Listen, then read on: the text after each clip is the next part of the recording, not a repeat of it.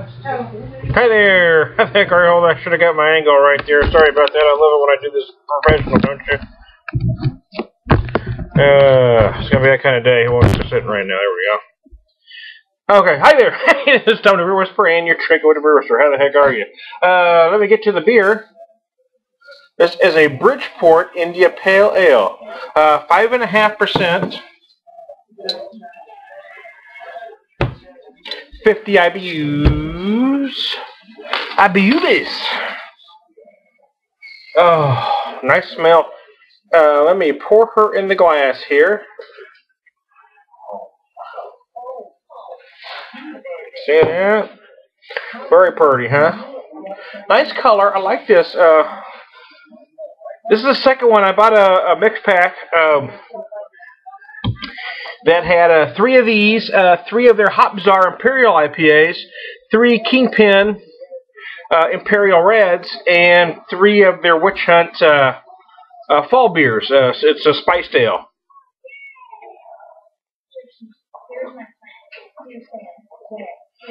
Oh, good Lord. This is a fantastic, phenomenal IPA. It's also one of the smaller ones out there at 5.5%. It became a trend to just keep making these IPAs bigger, bigger, bigger, and badder. You know, you got 5, 5.5, 6, 6.5, 7, 7.5 with that big West Coast style.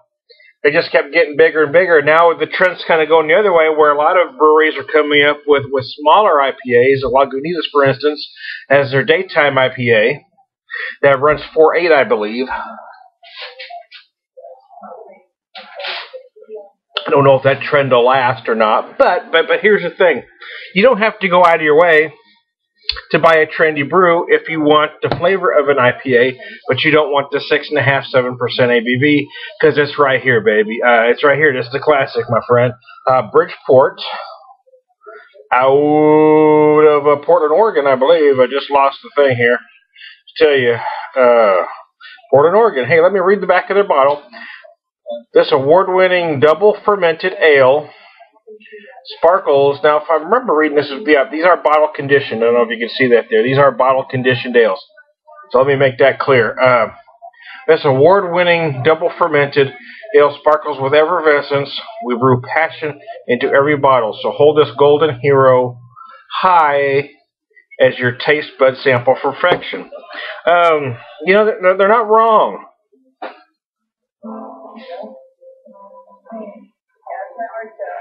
Oh gosh.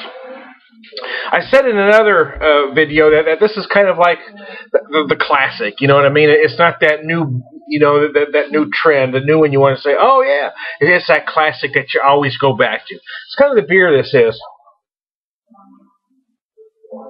Oh my gosh. It's got all the big citrusy notes you want in an IPA. Not as in your face as, you know, say, you know, a West Coast, like the Green Flash. It's not that kind of beer. It's not supposed to be.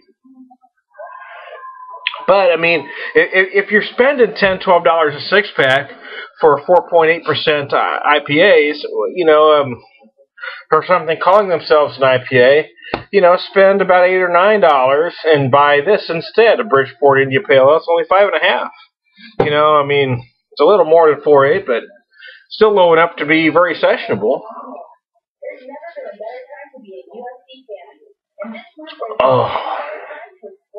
Oh, good gravy. That's a good beer.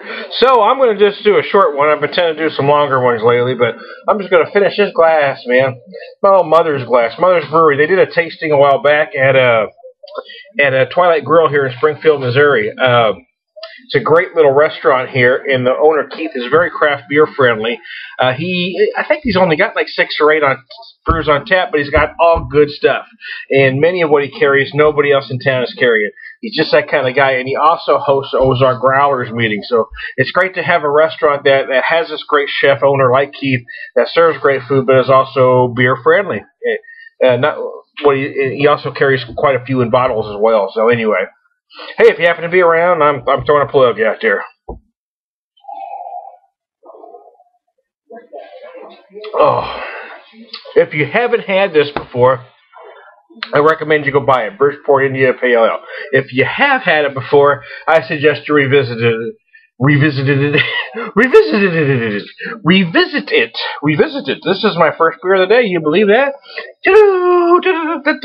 See, if you act like this all the time, no one knows when you are drinking.